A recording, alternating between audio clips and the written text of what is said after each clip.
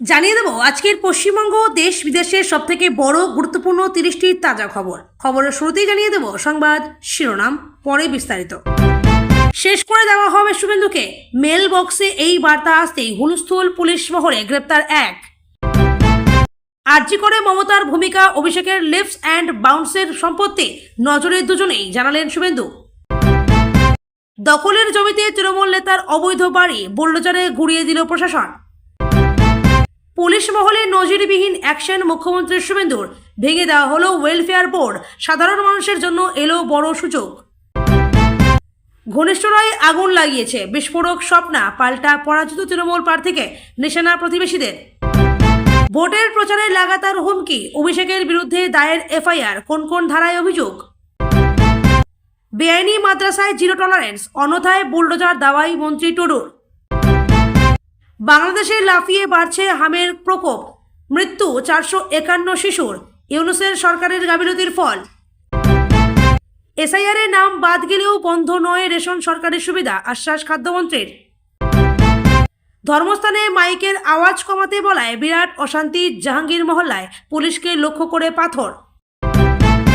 গ্রেপ্তার জাহাঙ্গীর ঘনিষ্ঠ তৃণমূল নেতা, পুনর্নির্বাচনের আগে ফলতায় চরম উত্তেজনা।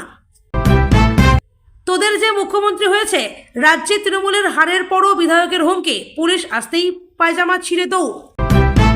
দখল হওয়া ভেড়ি উদ্ধার হতেই নৌকা চালিয়ে মাছ ধরলেন দিলীপ, মন্ত্রীকে দেখেই জনতার ঢল।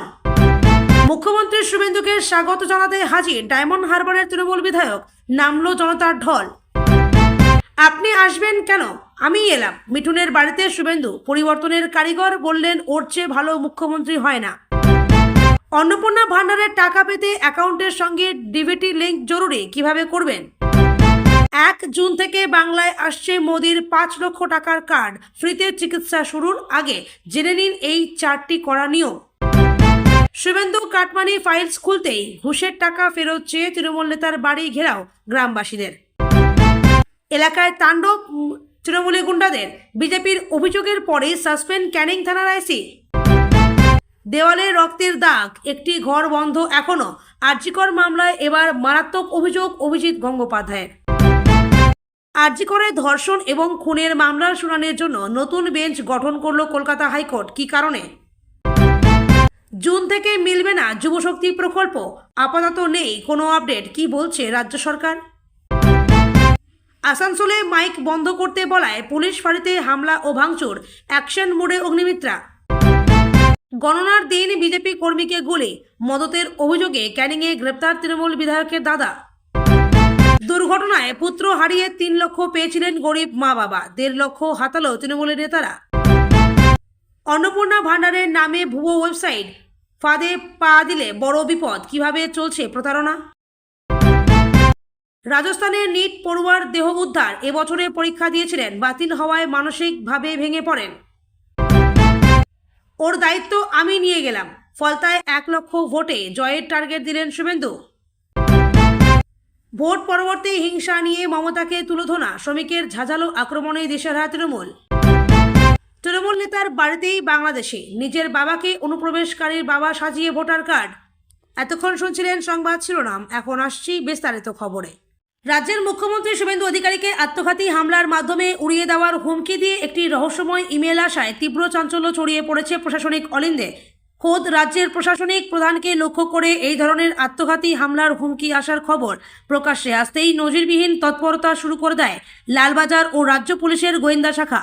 ঘটনা তদন্তে নেমে মাত্র কয়েক ঘন্টার মধ্যেই এই চক্রের সঙ্গে জড়িত থাকার অভিযোগে এক ব্যক্তিকে গ্রেপ্তার করেছে পুলিশ। প্রশাসন ও গোয়েন্দা সূত্রে জানা গেছে, নবান্নের নির্দিষ্ট একটি অফিসিয়াল ইমেল আইডিতে আচমকাই একটি মেল আসে। সেখানে অত্যন্ত আপত্তিকর এবং হিংসাত্মক ভাষায় মুখ্যমন্ত্রী শুভেন্দু অধিকারীকে সরাসরি নিশানা করা হয়। মেলের বয়ানে স্পষ্ট উল্লেখ ছিল যে একটি আত্মঘাতী স্কোয়াড বা মানব বোমার মাধ্যমে মুখ্যমন্ত্রীকে সশরীরে টার্গেট করা হবে এবং তার জীবননাশের চেষ্টা করা হবে। এই হাই প্রোফাইল হুমকির মেলের খবর পৌঁছানো মাত্রই নবান্ন এবং মুখ্যমন্ত্রী নিরাপত্তার দায়িত্বে থাকা শীর্ষ আধিকারিকদের মধ্যে জরুরি বৈঠক বসে। মুখ্যমন্ত্রী নিরাপত্তা বলয়কে অবিলম্বে আরও জোরদার ও নিশ্চিত করার নির্দেশ দেওয়া হয়। পাশাপাশি এই ইমেলের উৎস বা আইপি অ্যাড্রেস ট্র্যাক করতে লালবাজারের সাইবার ক্রাইম শাখা এবং স্পেশাল টাস্ক ফোর্স যৌথভাবে তদন্ত শুরু করে। ডিজিটাল ফুটপ্রিন্ট এবং প্রযুক্তিগত নজরদারি চালিয়ে গোয়েন্দারা জানতে পারেন মেলটি রাজ্যেরই একটি নির্দিষ্ট এলাকা থেকে পাঠানো হয়েছিল। এরপরে গভীর রাতে অভিযান চালিয়ে সন্দেহভাজন ওই ব্যক্তিকে গ্রেপ্তার করতে হয় পুলিশ। ধৃত ব্যক্তির কাছ থেকে বেশ কিছু ইলেকট্রনিক গ্যাজেট, মোবাইল ফোন এবং সিম কার্ড উদ্ধার করা হয়েছে, যা এই হুমকি মেল পাঠানোর কাজে ব্যবহার করা হয়েছিল বলে প্রাথমিক তদন্তে অনুমান। ধৃত ব্যক্তির কোনো নির্দিষ্ট জঙ্গি সংগঠন বা রাজনৈতিক চক্রান্তের সঙ্গে যোগসূত্র রয়েছে কিনা, নাকি কেবলই আক্রান্ত ছড়ানোর উদ্দেশ্য এই মেল পাঠানো হয়েছিল তা জানার জন্য জেরা শুরু হয়েছে উচ্চপদস্থ গোয়েন্দা কর্তারা। মুখ্যমন্ত্রীর চেয়ারে বসার পর শনিবার শুভেন্দু অধিকারীর প্রথম জেলা সফর ছিল দক্ষিণ 24 পরগনার ডায়মন্ড হারবারে।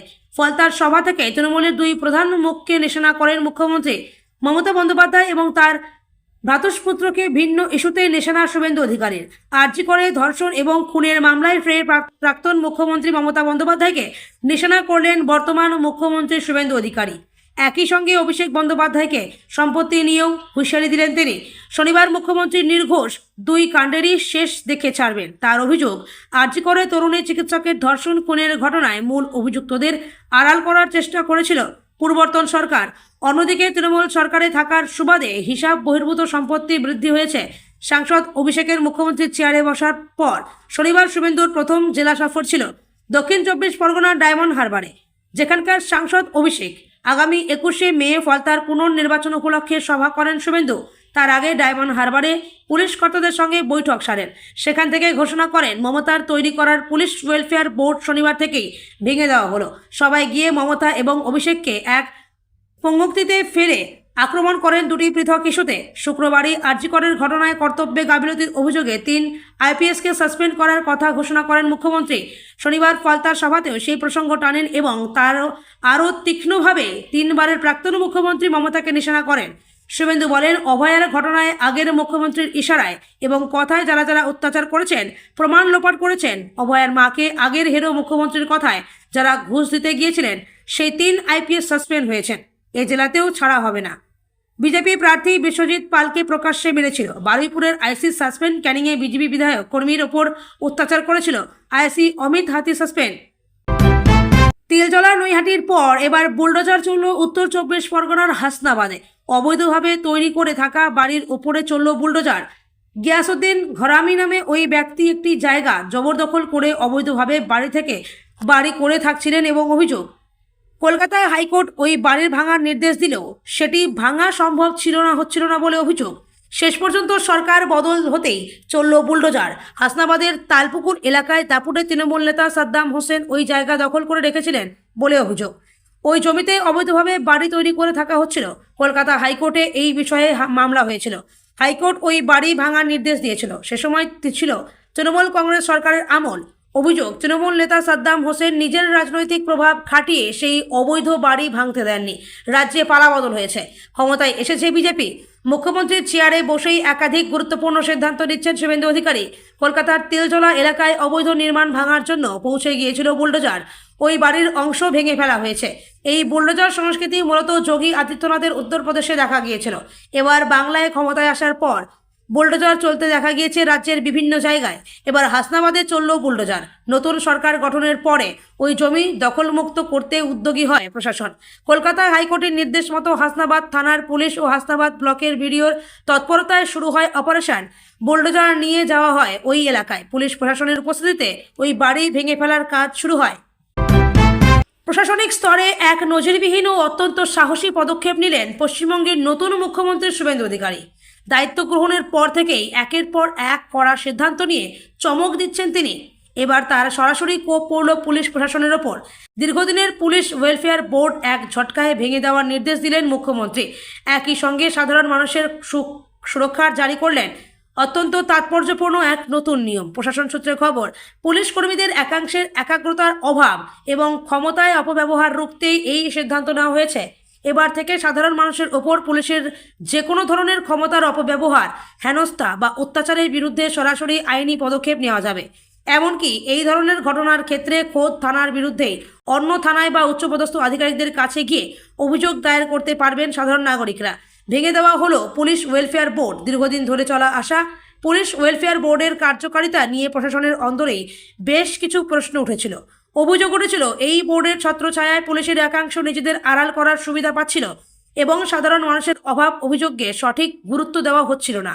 এই ব্যবস্থার আমূল পরিবর্তন ঘটাতেই মুখ্যমন্ত্রী বোর্ডটি সম্পূর্ণভাবে ভেঙে দেওয়ার সিদ্ধান্ত নিয়েছেন।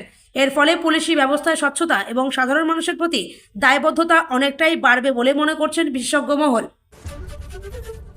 বিধানসভা নির্বাচনে পরাজিত হয়েছেন, এবার তার পরিত্যক্ত বাড়িতে আগুন আর থানায় তার নিয়ে অভিযোগ জানাতে এসে বিস্ফোরক মন্তব্য করলেন রাজগঞ্জের পরাজিত তৃণমূল প্রার্থী স্বপ্না বর্মন।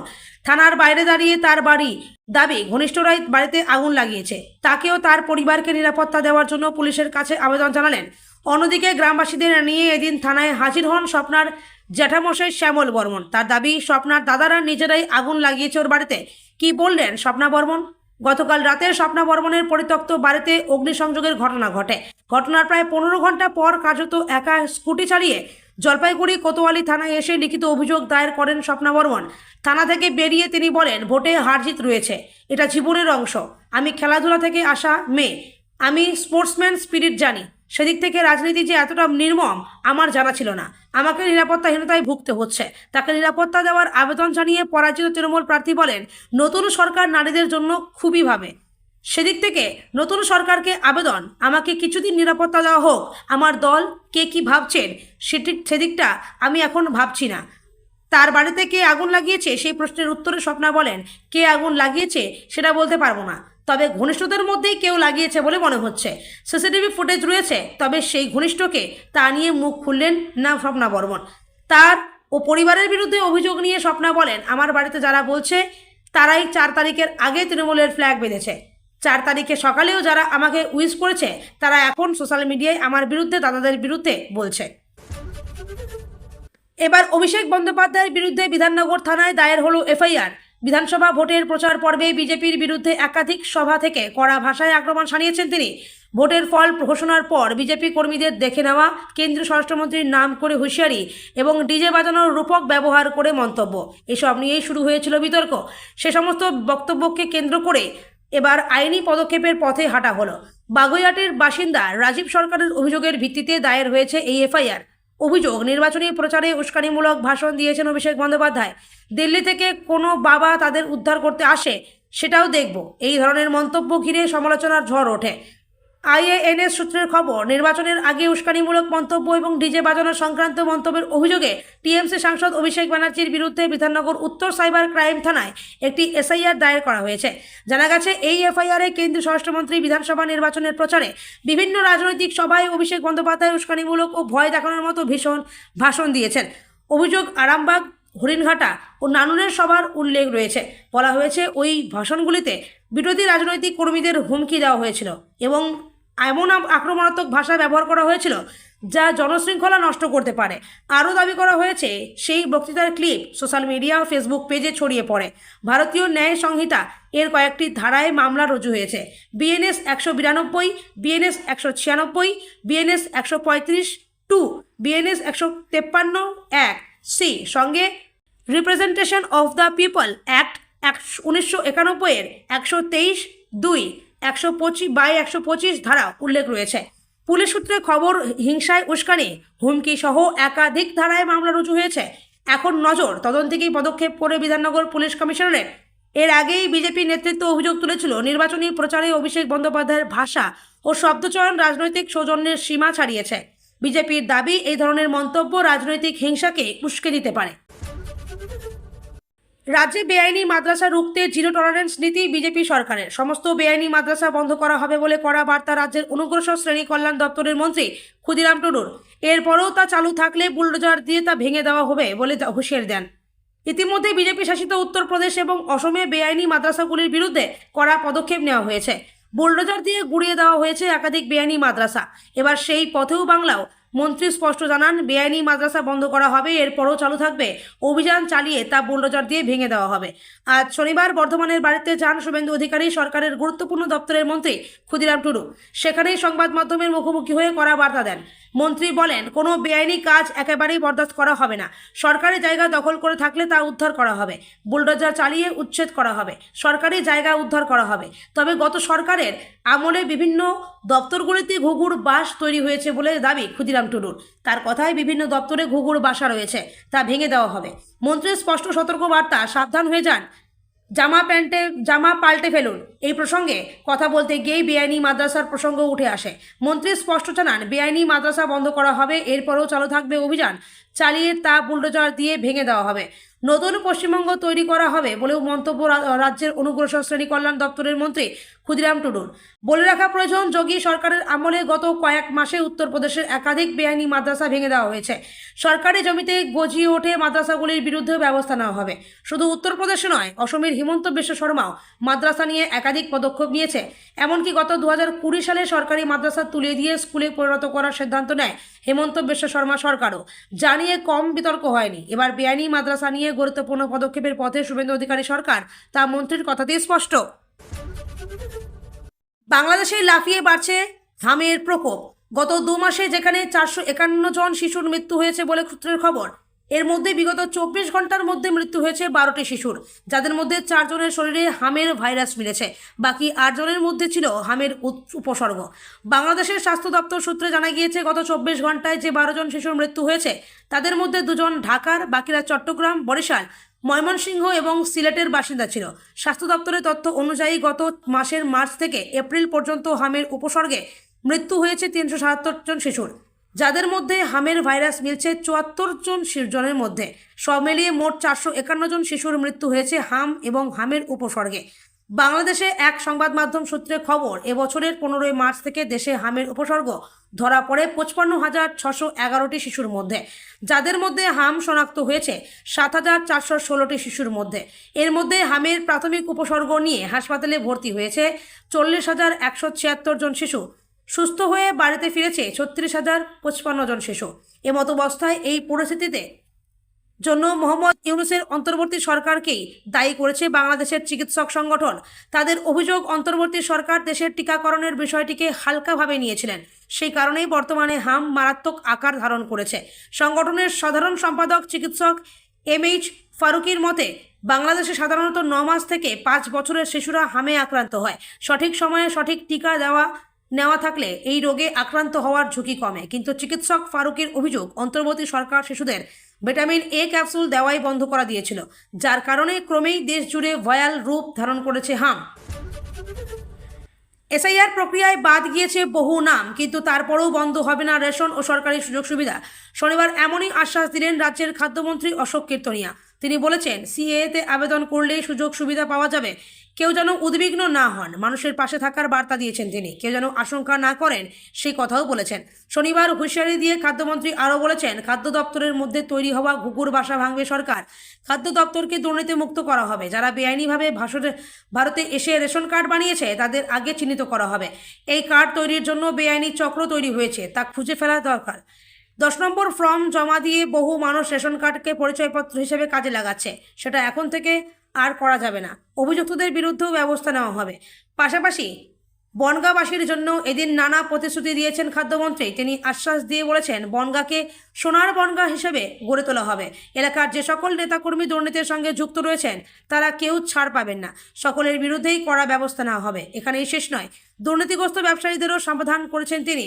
তাদের বিরুদ্ধেও কঠোর ব্যবস্থা নেওয়া হবে বলে জানা গিয়েছে। তবে এদিন মন্ত্রীর সবথেকে বড় ঘোষণা, SIR-এর নাম বাদ গেলেও রেশন বা সরকারি সুবিধা থেকে বঞ্চিত হবেন না কেউ। শুধু CAA-তে মাধ্যমে তাকে নাগরিকত্বের আবেদন করতে হবে। সরকারি নির্দেশিকা মেনে ধর্মীয় প্রতিষ্ঠানে মাইকের আওয়াজ কমানোর অনুরোধ ঘিরে উত্তেজনা ছড়ালো আসানসোলে। ঘটনাটি ঘটেছে আসানসোলের জাহাঙ্গীর মহল্লার এলাকায়। এলাকাটি আসানসোল দুর্গাপুর পুলিশ কমিশনারেটের আওতায় পড়ে। পুলিশ সূত্রে খবর, শুক্রবার রাতে আসানসোল উত্তর থানার পুলিশ এলাকায় গিয়ে একটি ধর্মীয় প্রতিষ্ঠানের মাইকের আওয়াজ কম করতে বলে। সরকারি নির্দেশিকা মেনেই এই পদক্ষেপ করা হয়েছিল বলে দাবি পুলিশের। অভিযোগ, এই ঘটনাকে কেন্দ্র করে উপস্থিত লোকজনের মধ্যে দুটি গোষ্ঠী তৈরি হয় এবং তাদের মধ্যে বচসা শুরু হয়। পরিস্থিতি উত্তপ্ত হয়ে উঠলে গোলমাল থামাতে এগিয়ে যায় পুলিশ। সেই সময় স্থানীয় পুলিশ আউটপোস্ট লক্ষ্য করে পাথর ছোড়া হয় বলে অভিযোগ। বচসা থেকে খুব শিগগিরই এলাকা জুড়ে অশান্তি ছড়িয়ে পড়ে। একদল উত্তেজিত জনতা ইট ও পাথর দিয়ে পুলিশ ফাঁড়িতে হামলা চালায়। ভেতর ও বাইরে একাধিক সরকারি সম্পত্তির ক্ষতি হয়। পুলিশের অনেক গাড়ি ও পার্ক করা মোটরসাইকেলও ভাঙচুর করা হয় বলে সূত্রের খবর। ভাইরাল ভিডিওতে দেখা গিয়েছে একটি অটোরিকশার সামনের কাচ সম্পূর্ণভাবে ভেঙে গিয়েছে। পুলিশ জানিয়েছে গোটা ঘটনার সিসিটিভি ফুটেজ খতিয়ে দেখা হচ্ছে। কারা এই ঘটনায় জড়িত তা চিহ্নিত করার চেষ্টা চলছে। বর্তমানে পরিস্থিতি নিয়ন্ত্রণে রয়েছে বলে জানিয়েছে প্রশাসন। স্থানীয় এক বাসিন্দা সংবাদ সংস্থা আইএএনএস-কে জানায়, কিছু ছেলে এসে ভাঙচুর করে এবং আইন নিজের হাতে তুলে নেওয়ার চেষ্টা করে। তাদের এটা করা উচিত হয়নি। এর পরিবর্তে তাদের বসে আলোচনা করা উচিত ছিল। তারা অন্যায় করেছে। থানা আক্রমণ করা হয়নি। এখানকার মানুষের প্রশাসনের সঙ্গে কোনো বিরোধ নেই।